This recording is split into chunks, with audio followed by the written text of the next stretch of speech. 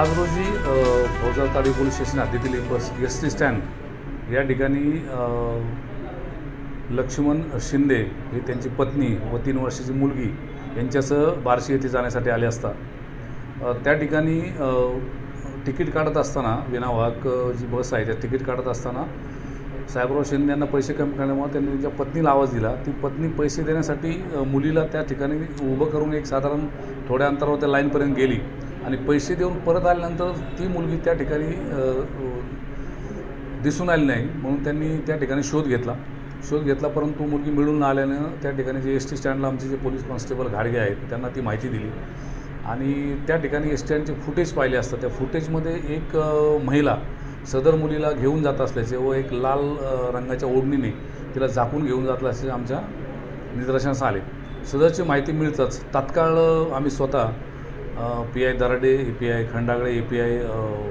धायगुडे आणि टीम असे ST. Stand या ठिकाणी जाऊन प्रथम फुटेजची पाहणी केली। सदर महिला ही आधी एस.टी. स्टँडच्या बाहेर गेल्याचं दाखवते आणि नंतर पुन्हा आत येऊन एक एस.टी. पकडून ती मोहोळच्या दिशेने जात असल्याचं निदर्शनास आलं। तात्काळ आमची टीम जी आहे त्यामध्ये पोलीस शिपाई अजय चव्हाण आहे, माने, त्याच्यानंतर सोनवलकर, त्याच्यानंतर खरटमल आणि अशी टीम आम्ही रवाना केली तिच्या आईवडिलांना घेऊन। फुटेज पाहत असताना मोहोळ या ठिकाणी जाऊन ज्यावेळेस फुटेज पाहिलं त्यावेळेस ती तिथं उतरल्याचं व तिथं देखील पोलिसांची दिशाभूल करण्याच्या अनुषंगाने तिने आत बाहेर अशा पद्धतीने बनाव केला। त्यानंतर पुन्हा काही माहिती मिळाली की वैरागच्या दिशेने गेली, काही माहिती मिळाली सातारा एस.टीत बसली। त्या पद्धतीने आमच्या टीमनी पंढरपूरपर्यंत माग काढला, परंतु त्याच दरम्यान मोहोळ पोलीस स्टेशनचे जे कर्मचारी आहेत बाबर आणि दराडे त्यांनी अतिशय चांगल्या पद्धतीने त्याचं फुटेज काढल्यामुळं आमच्या स्टाफला ती माहिती दिली की ती महिला त्या ठिकाणाहूनच पुणा रोडच्या दिशेने चालत गेली दिसली। तात्काळ आमची टीम परत त्या ठिकाणी आली आणि त्या ठिकाणी ती महिला ही कुठल्या तरी वडापवाहनाने पुण्याच्या दिशेने गेल्याचं निदर्शनास आलं। आमची टीम तशीच फुटेज चेक करत मोडणीमपर्यंत आल्यानंतर मोडणीम या ठिकाणी चौकशी करत असताना आमच्या टीमच्या असं निदर्शनास आलं की त्या मुलीला एका मंगल कार्यालयाच्या पार्किंगच्या आयसोलेटेड ठिकाणी त्या मुलीला तिने सोडलेलं आहे।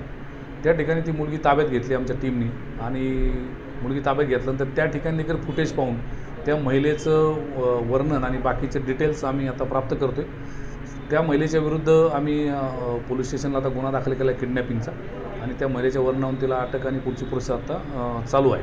सदरची मुलगी ही सुखरूप आम्हाला मिळालेली आहे। तिला त्याच ठिकाणी आईवडील देखील त्यांच्याबरोबर होते, आईवडिलांच्या ताब्यात दिलेली आहे आणि आता पोलीस स्टेशनला येऊन पुढील कायदेशीर कारवाई आम्ही केलेली आहे।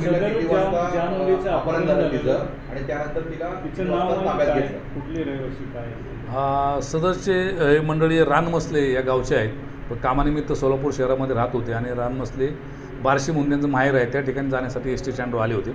सदरची मुलीला किडनॅप केले साधारण 11:30च्या आसपास घेऊन गेले होते आणि मुलगी आम्हाला बरोबर मिळाली 3:30 वाजता। म्हणजे आमच्या टीमने कुठलीही वेळ न दवडता एकदम फास्ट कारवाई केल्यामुळं आणि CCTV फुटेजचा पुरेपूर उपयोग केल्यामुळं मुलगी मिळून आली, सुखरूप मिळून आली आपल्याला।